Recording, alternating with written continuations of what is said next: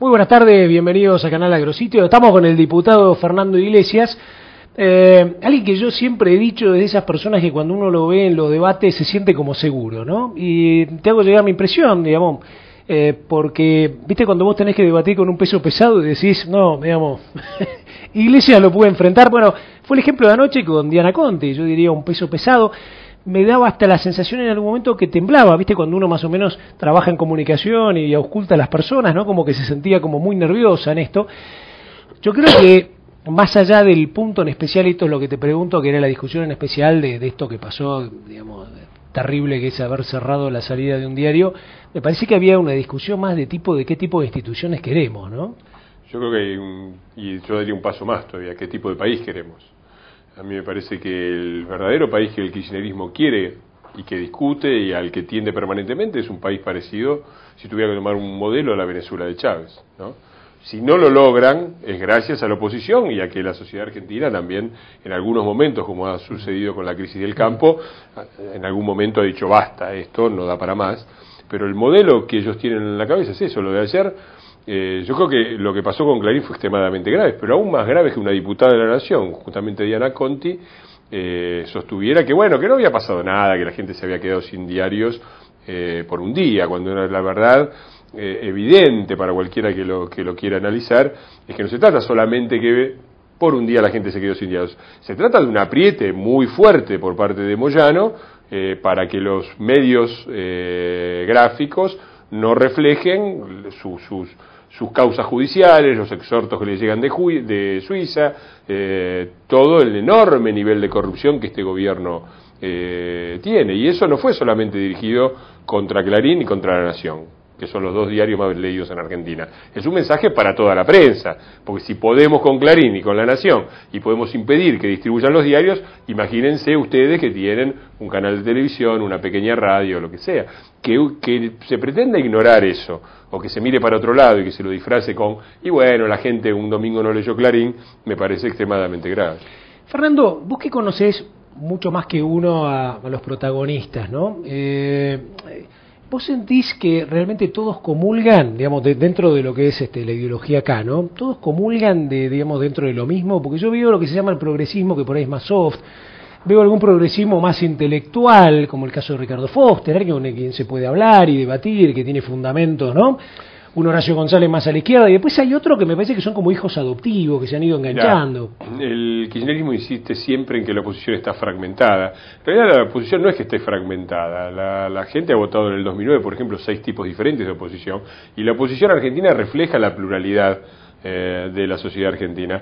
El kirchnerismo, en realidad, aparece como un ente compacto porque tiene un elemento compactador, que son los intereses comunes y sobre todo el dinero y los muchos millones que circulan, porque hay cosas que son incompatibles, ¿no? No se puede estar durante años insistiendo con la maldita década del 90 y después ir a un acuerdo con Sadi y con Menem. No se puede hablar de democracia sindical y posar con la gente de la CTA y después tener en el centro mismo del poder a un tipo como Moyano. ¿Qué mantiene junto a esto? A un arco ideológico. Yo recuerdo hace 3 o 4 años, la gente ya no se va a acordar, que un cumpleaños de Aldo Rico o de Kunkel fue Aldo Rico o viceversa, digamos, de Kunkel Aldo Rico. ¿Qué los mantiene juntos? Los intereses comunes detrás del poder. Entonces, es fácil para los corruptos, es fácil para los que manejan la caja, que deberían dedicar a otras cosas, utilizarla para compactar y aparecer como unidos, y es fácil descalificar a la oposición como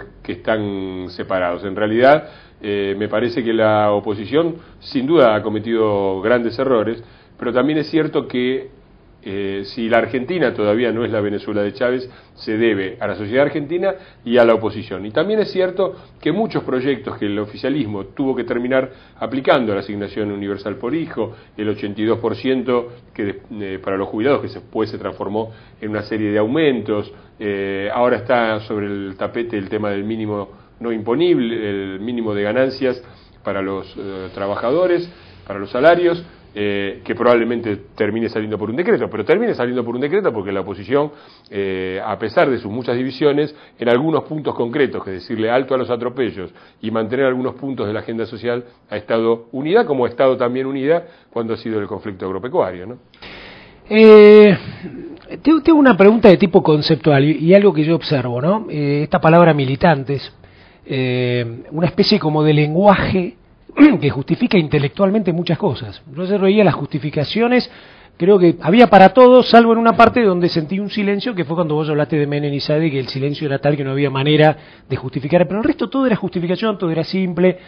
Incluso si uno lee las justificaciones de por qué la ministra Nilda Garré no fue ayer, uno lo lee en el diario y hasta suena como que, bueno, ella declaró, ya hizo, no tiene por qué ir, si quiere va, es voluntario. Digamos, hay como una especie de argumentario que comunicacionalmente suena bien, es creíble, ¿no? Como es una ensalada, en realidad lo que sucede es que faltan, me parece, en esto sí, faltan comunicadores que digan, el kirchnerismo hace cosas que son de un nivel absurdo. Lo de la ministra es completamente absurdo. No es opcional que la ministra venga a dar explicaciones a los representantes del pueblo, es su obligación constitucional ir a la reunión. La citamos en forma amable para que viniera a explicar, no la interpelamos, podríamos haber hecho una interpelación, no hicimos una interpelación, dijimos primero que venga y que explique por qué motivo las fuerzas de seguridad no actúan cuando hay una orden judicial para que actúen. No viene a cumplir con su obligación. ¿A dónde va? A los medios. ¿Y qué dicen los medios? Que los diputados están armando un show mediático.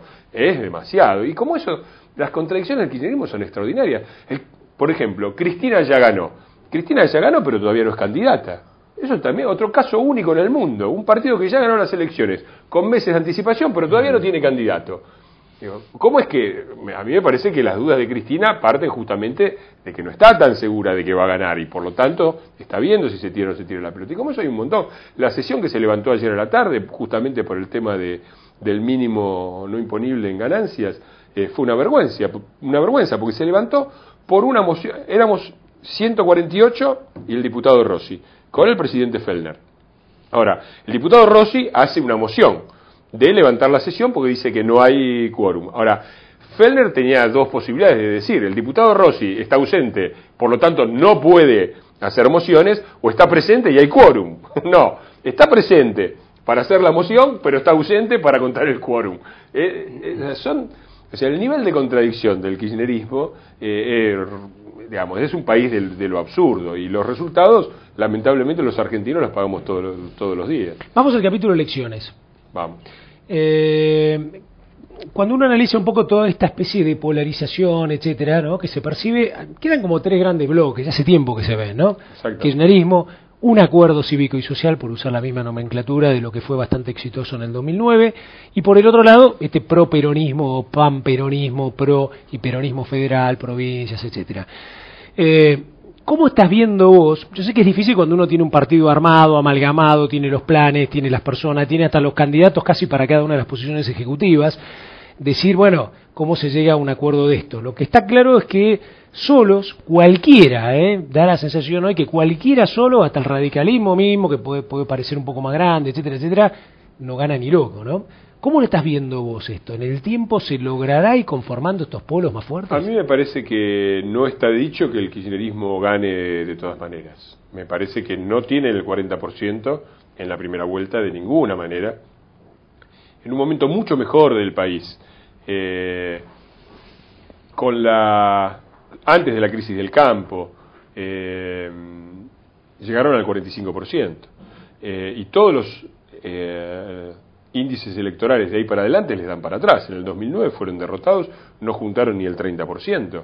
Y las elecciones de Catamarca y Chubut, que la venden como el huracán Cristina, lo cierto es que en Catamarca, la vez anterior habían ido con Brizuela y habían sacado casi el 60%. Y en Chubut habían ido con Das Neves y habían sacado casi el 60%. Ahora están abajo del 40%. ¿Cómo es que están por abajo del 40% en las dos provincias que eligieron mandar primero a las elecciones para hablar del huracán Cristina y están abajo del 40% y a nivel nacional están por arriba del 40%? Me parece que no llegan al 40%, me parece que no llegan de ninguna manera a hacer que la mitad de los argentinos los voten y juegan a eso. Lo que hace el kirchnerismo es jugar a eso. Cuando vos ves en el 2007 el padrón electoral y contás los votos que tiene Cristina, te encontrás que sacaron el 33% de los votos.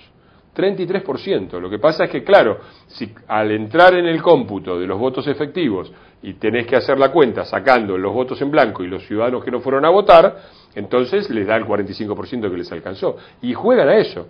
Están diciendo, ya ganamos para que suba el voto en blanco y para que suba la gente que no va a votar. Ese es el truco de... ¿Y cómo sería, por ejemplo, un escenario?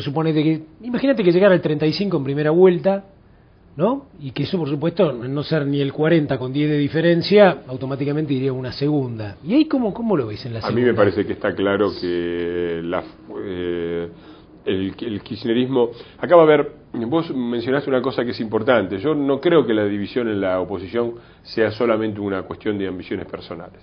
Porque, en definitiva, tu pregunta apunta, me parece, a eso.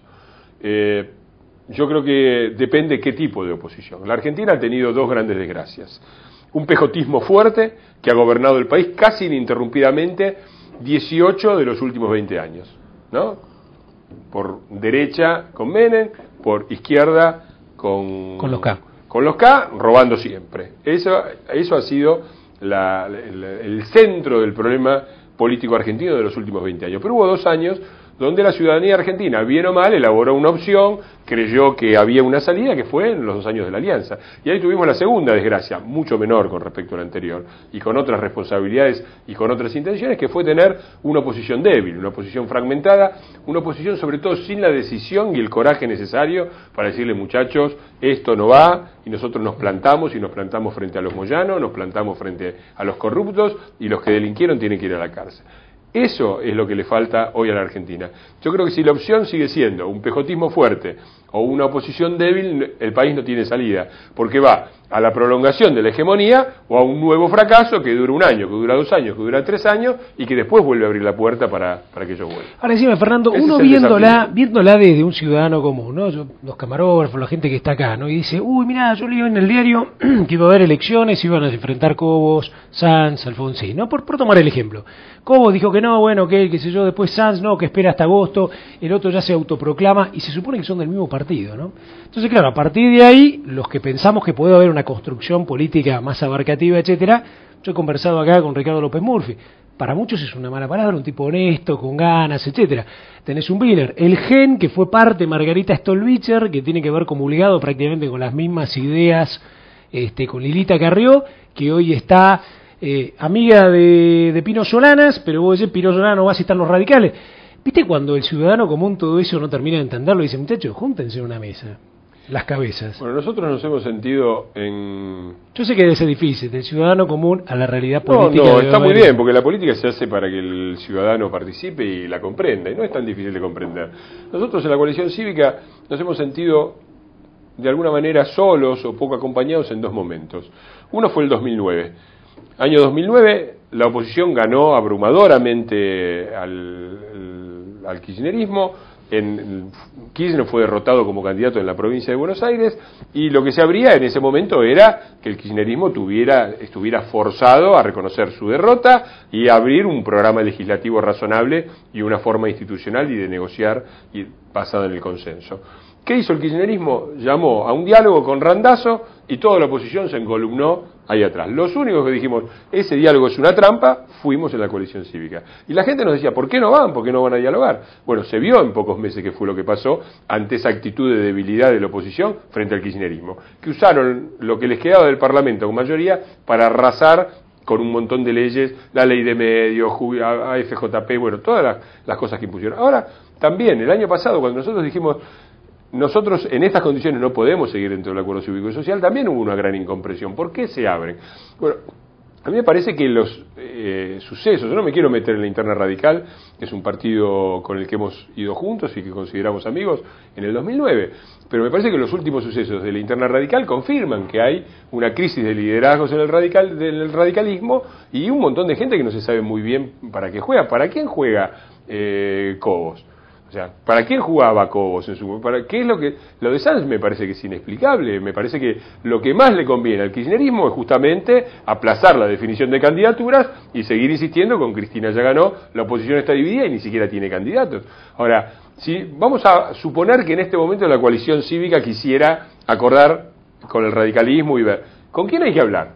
¿Con Cobos, con Sanz, con Alfonsín? ¿Con quién hay que hablar? Entonces, me parece que acá hay un problema de liderazgos y hay sobre todo un problema de actitud que consiste en no ver cuáles son las verdaderas amenazas que plantea el kirchnerismo y la prolongación de la hegemonía kirchnerista y la urgencia que hay en afrontar las cosas. Por eso nosotros en enero lanzamos nuestra fórmula presidencial, que es la única que está lanzada, dijimos quiénes iban a ser nuestros ministros, estamos ahora presentando en estos días el libro El futuro es hoy, donde Elisa Carrió y varios referentes, entre ellos yo, pero también Prat Gay, Patricia Bullrich, Adrián Pérez, Juan Carlos Morán, presentamos qué es lo que vemos del país y cuál es nuestra propuesta. El mío se llama un programa para la Argentina del siglo XXI, para dar una idea de cuáles son los temas. Nosotros hacemos lo que podemos en las circunstancias que hay y no tenemos una actitud sectaria ni confrontativa. Lo que no queremos es participar de nuevos fracasos.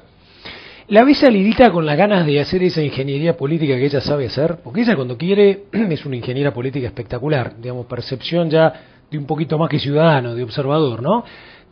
Supo generar alianzas, supo sentar a gente, charlar, ella tiene una mística y una capacidad cuando quiere de capturar, ¿no?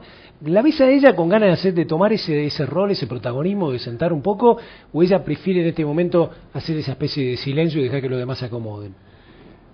Bueno, no sé qué es lo que pasa interiormente, qué es lo que piensa interiormente la doctora Carrió. Me parece que... Digo porque tal vez ese liderazgo puede salir justamente del que está a lo mejor, yo diría, más sólidamente parado, ¿viste? Como si uno dijera, bueno, si ustedes ya están conformados, están armados... Nosotros tal vez siempre, esto es algo que también a veces la gente es importante explicarlo, es muy buena la pregunta, porque la gente a veces... Hay que diferenciar lo que son los acuerdos electorales de lo que son los acuerdos políticos. Y nosotros hemos dialogado, y la presidenta de nuestro bloque es la doctora Carrió, por lo tanto es ella la que dialoga y la que mantiene los contactos permanentemente en el Parlamento argentino para tratar de mantener la oposición unida y para tratar de generar consensos alrededor de una serie de proyectos. Fue alrededor de esta capacidad de gestión que salió la asignación universal por hijo. La sacó el gobierno porque ya cuando comprendió que la oposición estaba junta para... Lo mismo pasó con el 82% móvil para los jubilados. Cuando logramos sancionarlo, el gobierno lo vetó y después toda esa gestión no salió de la nada, salió de una vocación de diálogo no exclusivo de la coalición cívica y de la doctora Carrió, ha sido generalizado. Estamos permanentemente en diálogo. Tenemos algunos problemas, por ejemplo, no juntamos a hacer el quórum por diferencia de un diputado, porque también tenemos varios tránsfugas y varios Menem, ¿no?, que entraron en el 2009 diciendo que era la oposición, y cuando uno va y dice, da vuelta a ver, nos falta uno, y ve que hay 10 que se borraron y sabemos perfectamente quiénes son. Hay muchos tránsfugas y muchos que se ausentan a cambio de beneficios. Entonces, la vocación de diálogo está, la necesidad de enfrentar al kirchnerismo existe, es innegable. Lo que, insisto, nosotros lo que decimos ahora es lo mismo que dijimos en noviembre del año pasado. No estamos dispuestos a un nuevo enjuague, a una nueva oposición débil que sea quizás capaz de llegar al poder y no sea capaz de gobernar. Una doble pregunta, ¿no? Por un lado, la participación ciudadana, porque todos hablamos, nos quejamos, leemos los diarios, qué sé yo, pero pocos hacemos algo a lo mejor, ¿no?, de participar. Y la otra es si aquel que quiere participar encuentra el espacio, ¿no? Porque viste que el que quiere participar a lo mejor tiene horas, ratos, alguno dinero, otras ganas, otras redes, que ayuda mucho esto, ¿no? ¿Cómo ves esto? Por un lado, la capacidad de abrir las puertas, para que cualquiera, ¿no? El muchacho que está de camarógrafo diga, me encanta Fernando Iglesias, me gustaría participar, y de repente tenga ese espacio abierto, que no sea muy complicado, y por el otro lado, si hay gente que tiene ganas. Bueno, hay varias formas de participar. Una elemental que yo les pido a los ciudadanos que tomen es ser fiscales. Lo que está sucediendo en Chubut es un escándalo, es un típico escándalo pejotista, donde dos fracciones del PJ hacen de las suyas. Las acusaciones del Frente para la Victoria parecen ser en muchos casos justificados, porque la verdad es que aparezca una urna vacía es un verdadero escándalo. Me permito recordarles que se las hacen a Dasneven, que era el candidato de ellos la vez anterior, y me permito recordarles que en Córdoba pasó una cosa similar, y lo que ahora están pidiendo ellos, que abran todas las urnas, fueron ellos mismos los que dijeron las urnas no se abren. Entonces, la fiscalización de los actos eleccionarios es una cosa elemental que todo ciudadano debe poder hacer. Dar un día en cada 2 años, cada 4 años, para fiscalizar y para que esto no se repita. Eso es lo primero. Y lo otro, yo también, a medida que me he hecho un poquito conocido haciendo mi oficio de diputado y comunicando mis ideas, muchas veces me escribían por Facebook, después por Twitter, nos queremos acercar, queremos participar. Y yo lo que propuse, yo no quise formar una agrupación que fuera la agrupación, el fernandismo, ¿no? Ya tenemos demasiados kirchnerismo, demasiados ismos con apellidos, ¿no? Porque en otros lados hay ismos relacionados con ideas, acá relacionados con apellidos y proyectos de poder. Pero sí les dije por qué no se juntan, yo los convoco, se juntan, tiro un par de ideas y armamos una agrupación que se llama la Juan B. Justo, donde pueden participar todos, tiene una página en internet, quienes están interesados en acercarse. No es mi agrupación, yo soy uno de los miembros, colaboro, ayudo en lo que puedo, pero no tiene la función de promoverme, sino de promover la discusión y el debate público. En la medida en lo que uno puede, trata de participar, así como trato de participar permanentemente, no solamente en los medios de comunicación, sino también en las redes sociales, en Facebook, en Twitter. Pues es que justo vos me lo sacaste, ¿no? Esto que tenemos acá, que se llama, vos lo dijiste bien, Twitter, y lo tenemos acá en los celulares, y la realidad que es bastante bueno, y uno lo abre y lo mira, tiene un personaje que es impresionante. Yo empecé a limpiar, no voy a tener menos porque si no, no lees nada. Pero lo que me apasiona es leer lo que creo que vos bautizaste como ciberforajidos, ¿no? Twitter forajidos. Twitter forajidos, ¿no? Que es un grupo que a mí la realidad me impresiona, ¿no? Me impresiona porque hay una mezcla de esta especie de intelectualoidecismo, ¿no? Llamémoslo así, con unas palabras pero sumamente grotescas, desde traidor a la patria hasta lo que se te ocurra, ¿no?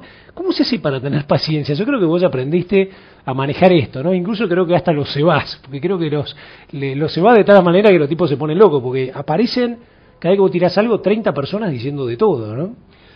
Bueno, yo llegué a la política argentina en mi adolescencia, como creo que llegamos la mayoría, como militante es otra palabra fea, como vos dijiste, como era un dirigente estudiantil. Los compañeros de mi división me eligieron como el delegado, en el centro de estudiantes me eligieron secretario del centro de estudiantes, y bueno, era la época del 70.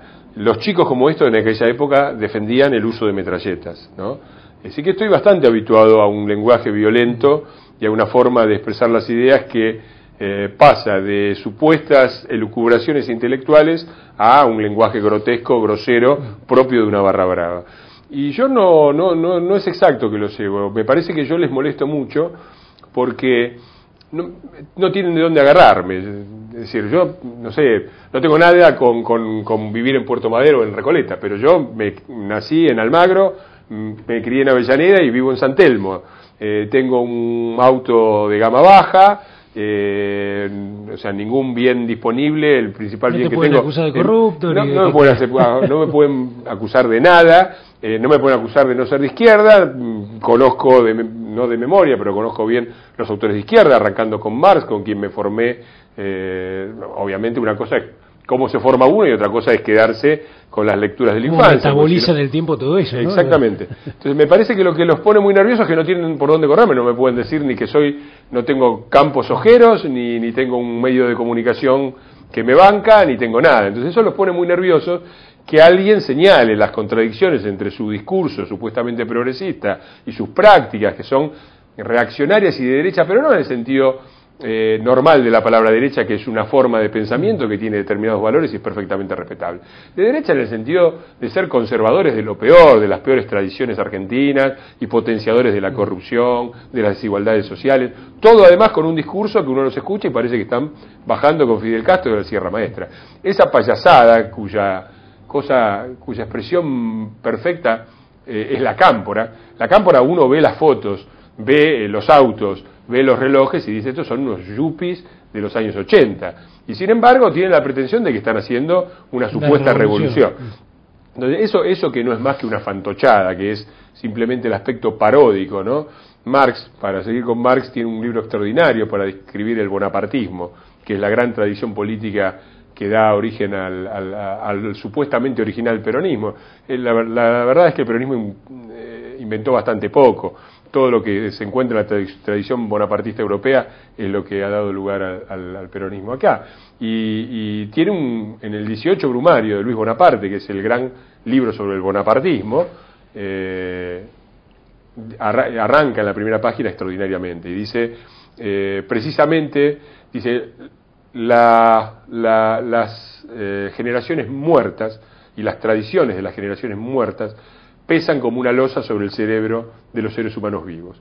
Y precisamente cuando estos se preparan para revolucionarse a sí mismos, toman prestadas de estas tradiciones los viejos trajes de guerra, los viejos modos, las antiguas usanzas, para con un vestuario prestado representar nuevamente una vieja escena en el escenario. Bueno, me parece que es una descripción perfecta, absolutamente exacta, de lo que son estos chicos que lamentablemente han tenido un correlato directo por parte de dirigentes de mi generación, porque no sale de la nada la cámpora, sale justamente de una forma de conducción política, la de los Kirchner, que debajo de ese gran discurso han dedicado su vida a acumular una inmensa fortuna y enormes niveles de poder que han utilizado de forma destructiva para la Argentina. Te hago la última y para cerrar. ¿Cómo estás viendo o cómo pensás vos este año electoral, ¿no? Ya octubre se nos viene encima y entonces uno empieza a imaginar, bueno, inversión en medio, todas las calles, lleno de carteles, etcétera, etcétera.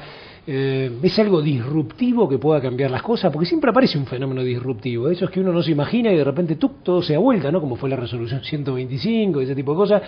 ¿Cómo la estás viendo vos ya después de muchos años de elecciones? Yo con optimismo, eso es así. A mí me causa gracia, por ejemplo, cuando dicen en las encuestas le dan no sé cuánto a la coalición cívica. Me causa gracia primero porque las encuestas las hacen ellos. Segundo, me causa gracia porque el propio Kirchner, un año antes de las elecciones, tenía el 2% de la intención de voto. Y además porque en el 2007 nos decían exactamente lo mismo y terminamos siendo claramente la alternativa al poder kirchnerista y lamentamos no haber ido que el radicalismo no haya venido con nosotros y haya llevado a Labaña, que era un ministro kirchnerista, como candidato, sino quizás no nos hubiéramos ahorrado la presidencia de Cristina Fernández de Kirchner. Me parece que es cierto, es un escenario fluido, es un escenario muy móvil y va a depender todo de los argentinos, de que haya verdaderamente un poco de memoria. Por un lado, los argentinos, me parece que lo de Clarín ha sido muy emblemático y lo de Moyano. ¿Qué es lo que hay atrás del kirchnerismo? ¿Qué es lo que hay realmente atrás de esta señora triste que acaba de enviudar, que se sigue vistiendo de negro y que ha moderado el discurso? Detrás siguen estando lo mismo de siempre. Los gobernadores de las provincias feudalizadas, como Sadi, como Menem, los varones del conurbano aliados con las policías bravas y las mafias, Moyano, Delía, Chávez. Eso es lo que hay. Que hay una relativa bonanza económica que deja al 30% de los argentinos en la pobreza, pero que al resto le permite tener una moneda en el bolsillo. No una moneda grande como para mejorar radicalmente sus condiciones de vida o para dar un gran paso adelante, pero sí para gastar los fines de semana largos. Bueno, ya tenemos para llenar Mar del Plata, para ir al restaurante, para comprar un electrodoméstico.